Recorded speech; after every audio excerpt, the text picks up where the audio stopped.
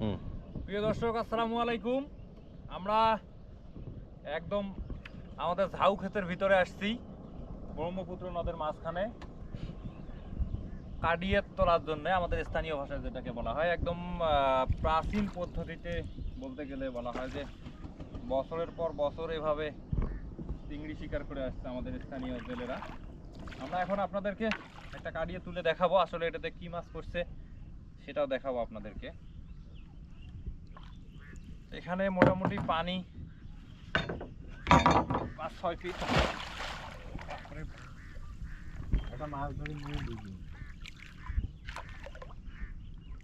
দেখি কি মাছ উঠছে।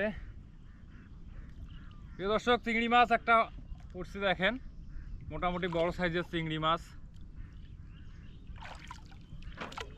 এইটা হলো এই যে এখানে আপনাদেরকে দেখাই, এটা হলো যে গান্ধী পোকা অথবা এখানে সাবান অথবা চেড়াই জাতীয় কিছু খাবার এখানে দেয়া হয়।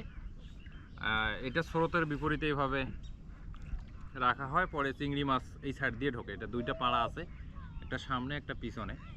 আমাদের এই মাছটা একদম সামনের পাড়ায় চলে আসছে মাছের যে আধার খাওয়ার জন্য। এটা এখন আমরা নিব।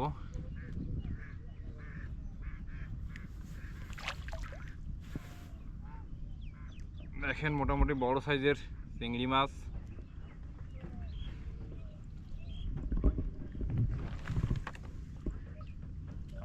ঢালি দে